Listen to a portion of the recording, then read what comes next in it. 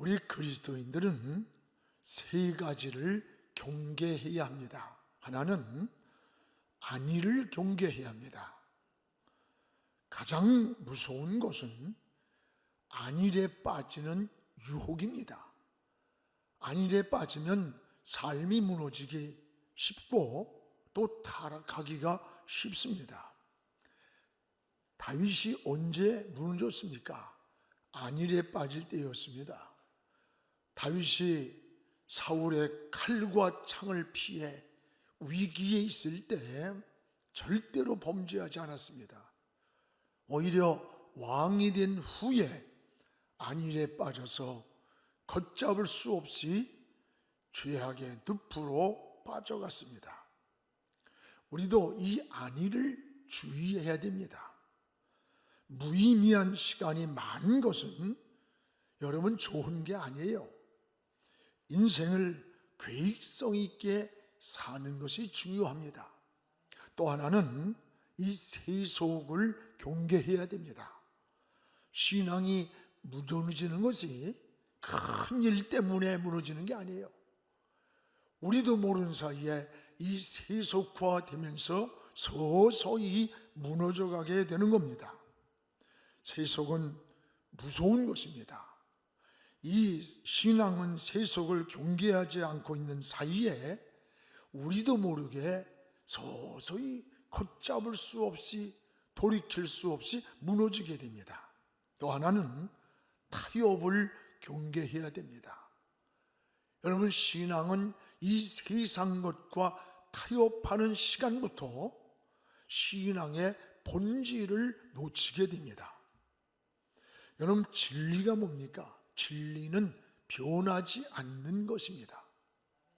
금이나 보석이 왜 가치가 있습니까? 어떤 자리에 어떤 환경에 있어도 변하지 않기 때문에 그 보석과 금은 가치가 있는 것과 같아요. 하나님의 사랑받는 사람들을 보십시오. 그들은 안일과 세속과 타협하지 않았습니다. 혼합을 경계했고 신앙의 혈통을 지켰고 믿음을 지킨 사람들, 그들이 하나님의 사랑을 받는 자들이라는 것을 알게 됩니다.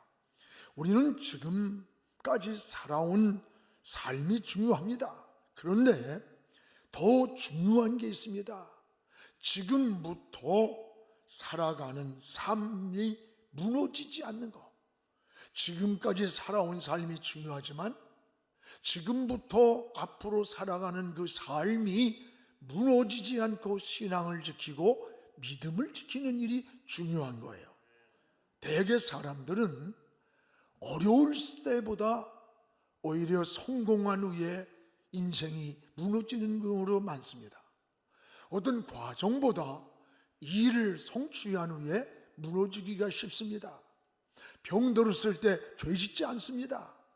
오히려 건강할 때 죄를 짓습니다. 신앙도 위기보다 편안할 때에 무너지기가 쉬운 겁니다. 그래서 이것을 잘 알고 있는 느헤미야는 52일 만에 기적 같은 성을 재건했습니다. 그러나 그 성을 재건한 것도 중요했지만 이제부터는 그 성을 적들이 들어오고 틈타지 못하게 그 성을 지키는 것이 더 중요함을 우리에게 알려주는 게 오늘 말씀이에요. 그래서 여러분, 그렇습니다. 우린 아이를 낳는 게 중요합니다. 그러나 그 아이를 잘 키우는 것은 더 중요한 거예요. 고기를 잡는 것이 중요하지만 잡은 고기를 놓치지 않는 것은 더 중요합니다.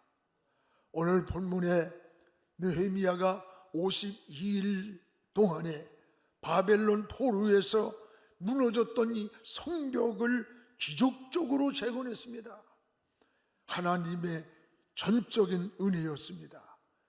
이웃나라의 왕 아닥사스다의 마음을 움직여가지고 그것으로부터 자재를 공급받았고 필요한 사람을 붙여줬던 거예요. 하나님의 은혜였습니다. 이렇게 해서 성벽을 다 재건을 했습니다. 그때에 느헤미야는 오히려 지금부터가 중요하다. 지금부터가 이 성을 잘 지키는 것이 더 중요하다는 거예요.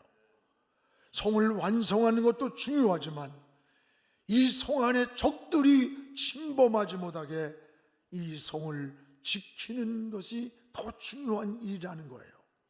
그래서 성벽을 쌓은 후에 백성들에게 해가 뜨기 전까지 너희들은 성문의 문을 열지 말고 그리고 빗장을 쳐서 지키라는 겁니다.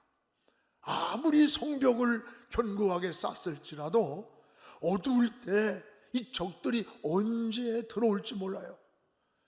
언제라도 침투할 수 있기 때문에 문을 닫고 빗장을 치라는 거예요. 그렇습니다. 이 느헤미야가 오늘 중요한 키워드가 뭡니까? 오늘 이 성을 지키고자 하는 이 노력은 마치 우리의 신앙을 지키는 것과 같다는 거예요. 많은 사람들이 정상에 오른 후에 자신을 지키지 못하고 무너지는 경우가 얼마나 많습니까? 우리도 지켜야 할 게 많습니다. 마음을 지키고 건강을 지키고 가정을 지켜야 합니다. 재산을 지키고 나라를 지켜야 합니다.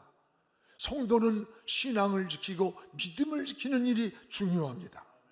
오늘 느헤미야가 이 성을 지키기 위해서 노력을 하는 거예요.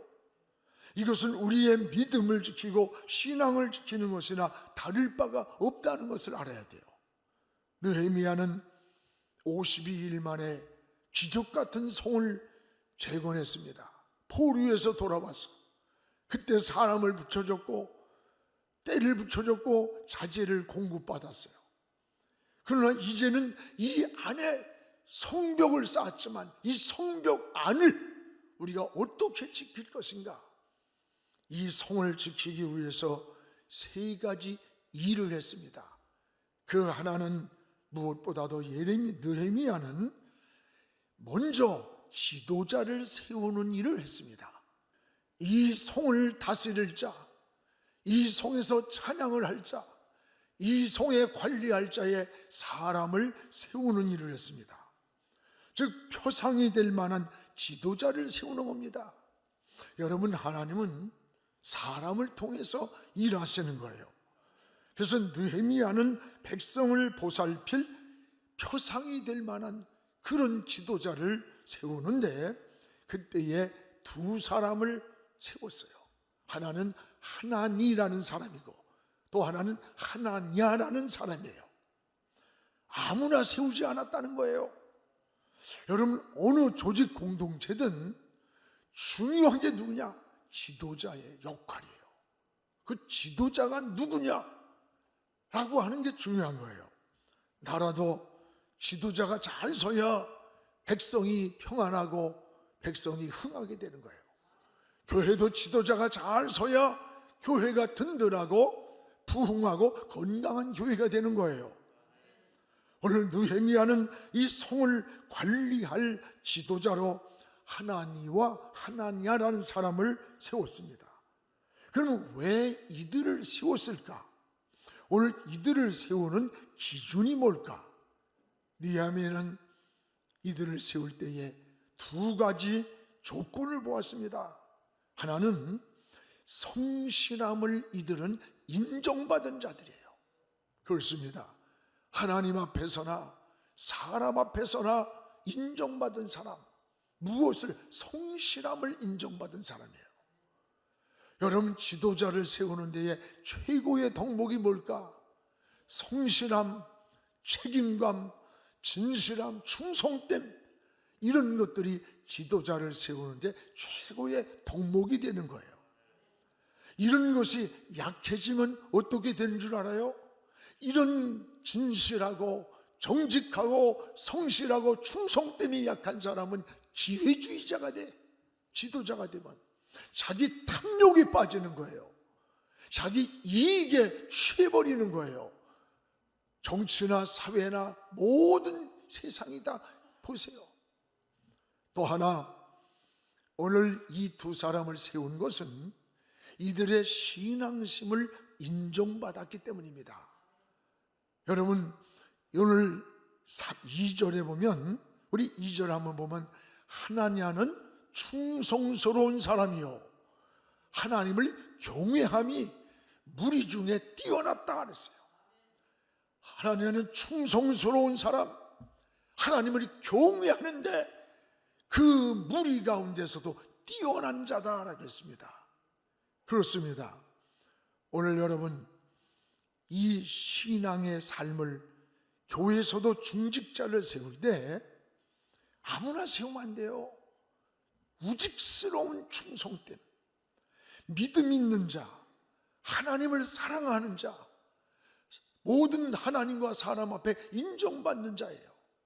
뭐든지 믿음으로 생각하고 믿음으로 말을 하고 믿음으로 행동하는 자를 세워야 하나님의 나라가 이루어지고 하나님의 뜻을 이루고 하나님의 역사를 이루게 된다는 사실입니다. 저는 성경에서 지도자의 롤 모델을 생각하면 전 다윗을 생각하게 돼요. 다윗은 책임감이라든가 충성됨이라든가 그 중심, 신앙뿐만이 아닙니다. 그는 백성을 사랑하는 지도자였고 또 백성들에게 감동시킨 지도자상을 우리에게 보여줍니다. 역대상 11장에 보면 어느 날 전쟁 중에 다윗이 몹시 목이 말랐습니다. 그때의 옛날을 생각하는 거야. 저 베들레헴에 좋은 우물이 있는데 그 우물을 먹을 수 있다면 얼마나 좋을까. 그 말을 곁에 있던 신하가 들었어요. 그리고는 3명의 신하가 그 베들레헴은 당시에 적진 속에 있는 거야. 왕을 위해서 목숨을 걸고 베들레헴 성에 들어가서 거기에서 물을 가지고 다윗 앞에 왔어요. 웬만하면 고맙다고 물을 홀짝홀짝 마실 수 있잖아요. 다윗은 그 물을 받아들고 여호와의 제단에다가 다 쏟아붓어요. 그리고 뭐래요? 이것은 물이 아니라 피다.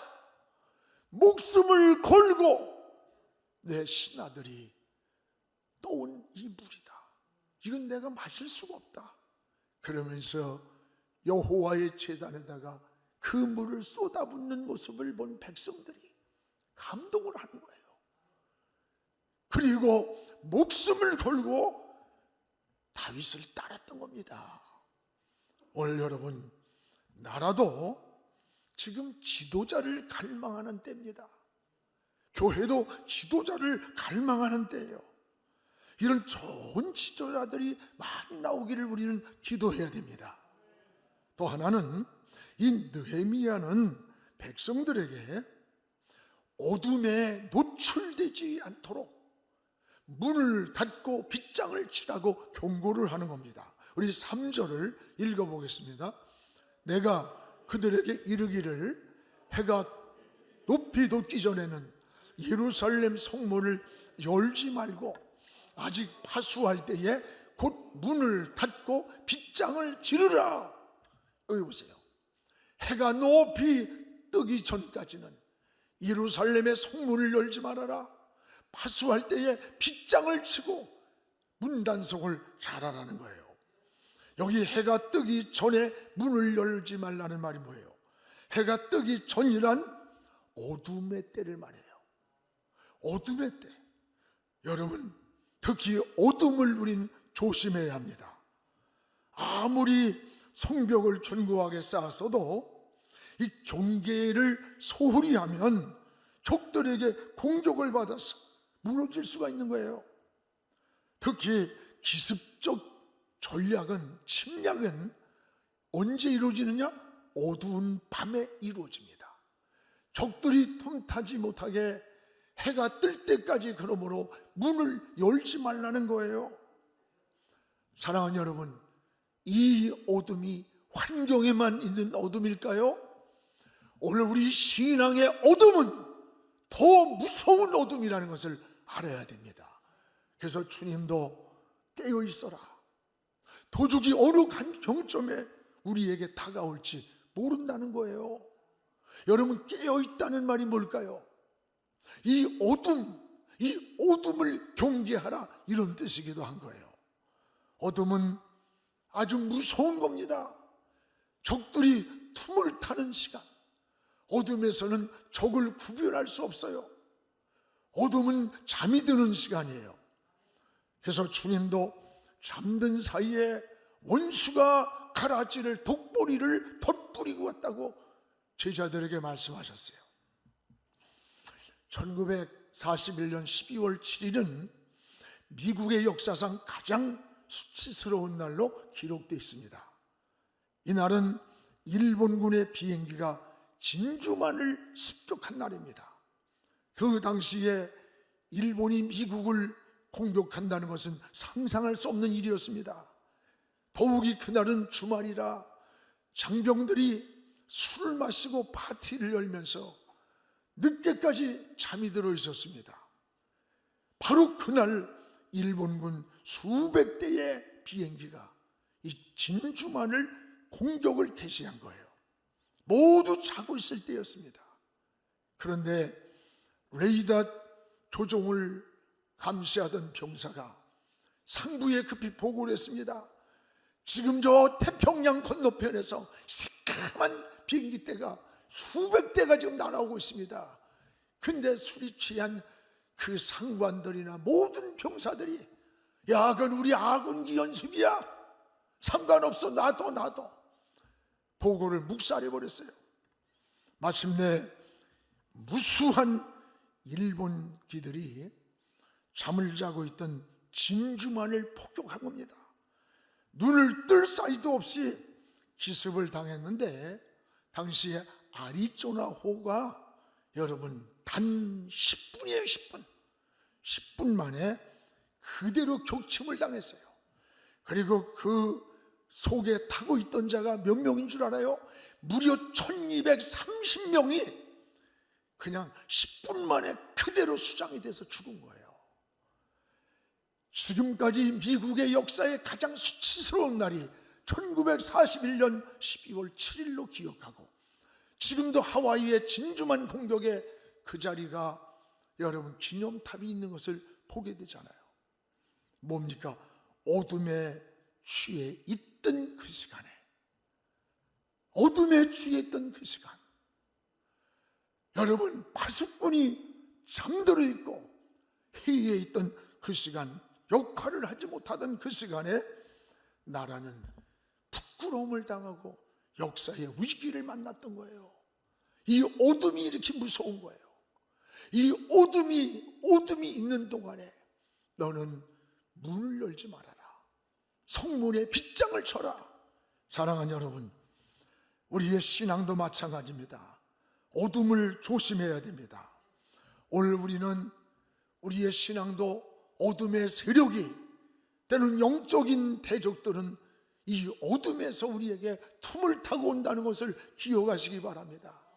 신앙의 문을 잠그지 못하고 잠이 들었다가 영적인 도둑을 맞는 거예요. 우리 심령에도 어둠이 들어오지 못하도록 잘 관리를 해야 된다는 것을 깨닫기를 바랍니다. 그래서 느헤미야는 백성들에게 해가 뜰 때까지 성문에 빗장을 쳐라, 성문을 단단히 잠그라는 거예요. 아무리 성을 잘 쌌어도 적들이 어둠의 문을 열려서 틈을 타고 들어온다면 한순간에 그 안은 수라장이 되고 무너진다는 거예요.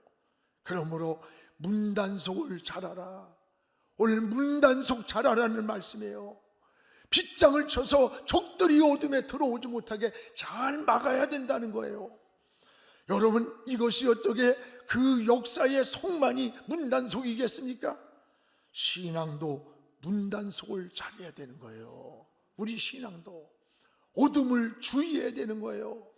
우리 약한 영들은 신앙의 문이 허술하게 열려 있기를 계속 틈을 노리면서 기다리고 있다는 것을 알아야 돼요. 신앙의 문단속을 잘하고 어두운 영이 들어오지 못하도록 우리가 틈을 주지 말아야 돼요. 그래서 베드로전서 5장 8절에 근신하라, 깨어라, 너희 대적 마귀가 우는 사자같이 두루 다니며 삼킬자를 찾고 있다고 했습니다. 그렇습니다. 이 어둠의 영이 틈타지 못하게 여러분의 신앙의 문을 잘 잠그고 빗장을 잘 치기를 주의 이름으로 축복을 합니다. 또 하나, 오늘 느헤미야는 너희 스스로 자신을 지키고 보호하고 관리하라고 하는 경고예요. 오늘 3절 하반절입니다. 또 예루살렘 주민이 각각 자기가 지키는 곳에서 파수하되 자기 집을 맞은편에 지키게 하라. 아직 파수할 때에 곧 문을 닫고 빗장을 지르며 또 예루살렘 주민들아, 너희는 각각 자기가 지키는 곳에서 파수 지키고 자기 집은 자기가 지키라는 거예요. 이게 무슨 말이에요? 다른 사람이 나를 지켜주는 게 아니라 이 말이에요. 자기가 지키는 곳에서 파수하라 이 말은 예루살렘 성 안에 너희가 지금 있을지라도 자기가 사는 집은 자기가 지켜야 된다는 거예요. 다른 사람이 나를 지켜주는 것이 아닙니다. 스스로 자신을 지켜야 된다는 것을 잊지 말아야 됩니다. 여러분, 다른 사람이 해주는 권면이나 충고나 중보기들은 굉장히 도움이 되지만 근본적으로는 자기 자신이 지켜야 되는 거예요. 자신이 기도하고 자신이 믿음을 지키고 신앙을 지키지 않으면 안 된다는 거예요. 그래서 느헤미야는 큰 성을 쌓고 백성들을 향해서 자기 집은 각자 자기가 지키라. 자기가 지키라. 여러분, 나라도 우리가 지켜야 되는 거예요. 누가 우리를 지켜주는 거 아니에요. 지금 한미연합 훈련을 해야 되는데 대통령께서 저 북한하고 상의를 해서 결정을 한다. 참, 나는 이게 웬일이에요. 북한은 지금 38번이나 핵의 얘기를 하잖아요. 김정은이가. 이게 좀 여러분 나라도 우리가 지켜야 돼. 동맹국이 지켜주는 거 아닙니다. 여러분의 믿음도 여러분 스스로 지키라는 거예요. 여러분 신앙도 사명도 너희 스스로 지켜야 된다는 거예요. 오늘 나를 지켜주는 게 다른 사람이 나를 지켜주는 게 아니라고 하는 걸 우리가 알아야 돼요. 그래서 여러분, 우리는 작은 것을 소홀히 여기면 안 돼요. 이 쇳지가 쥐가 100원짜리만한 동전 구멍만 있으면 그 구멍으로 쥐가 들어온다는 거야. 100원짜리 동전만한 구멍으로 쥐가. 여러분, 인생이 살아가면서 큰 것 때문에, 엄청난 것 때문에 무너지는 게 아니에요. 이 성문을 우리가 게을리해서 잠그지를 못했다든지, 어둠에서 빗장이 허술할 때 적들이 들어와서 온 성을 무너뜨리는 거예요. 성벽을 쌓는 데만 굉장한 일을 했다고 안주하는 시간에, 안일한 시간에, 그 시간에 그 성벽에 적들이 틈을 타고 들어온다면 그 성은 그냥 무너지고 마는 거예요. 그렇습니다. 여러분, 아브라함의 제사를 보십시오. 양과 소를 쪼개서 제물로 드렸어요. 근데 아브라함은 요만한 새 한 마리는 통째로 드렸어요. 불이 내리려 할 시간에 불이 내리지 않습니다. 아브라함이 잠깐 잠든 사이에 어디에선가 작은 솔개 하나가 내려오는데 그 쪼개지 않은 큰 제물을 놔두고 거기에 앉는 거야. 깜짝 놀라서 솔개를 쫓아내고 났어요. 네, 여러분, 아브라함은 제사가 실패했어요. 불이 내리지 않았어요. 아마도 이 큰 짐승을 잡아들인 내가 이까짓 것쯤 하나야 뭐 별거냐 생각할 수 있습니다. 그러나 이 작은 것이 아브라함의 제사를 실패로 이끌었고 그들의 후손이 훗날의 애굽 땅에서 430년 동안 종살이가 되는 불행을 겪은 거예요. 그게 아브라함으로부터 시작된 거예요. 인생이 무너지는 것도, 신앙이 무너지는 것도, 여러분, 큰 것 때문이 아니에요. 이까짓 것쯤이야 뭐, 이런 거야 뭐, 내가 이렇게 충성했는데 이렇게 하는데, 아닙니다. 이까짓 것쯤 하는 그 작은 것이 우리 인생을 치명적으로 무너뜨리는 거예요. 우리 몸이 전체가 병들고 약해서 병드는 거 아니에요. 우리 몸에 여러분 세포 몇 개가, 암세포가 우리 안에 자리 잡을 때 온몸이 암으로 퍼져버리고 암 환자가 되는 거 아닙니까? 사랑하는 성도 여러분, 느헤미야가 오늘 이 성을 지키기 위한 이 노력이 우리에게 뭘 말해줍니까? 우리가 신앙을 지키기 위해서 이런 노력을 해야 된다는 거예요. 이런 마음을 가져야 되는 거예요. 이 성을 지키기 위해서 성문을 닫아라, 아침에 오기 전까지 빗장을 쳐야 되듯이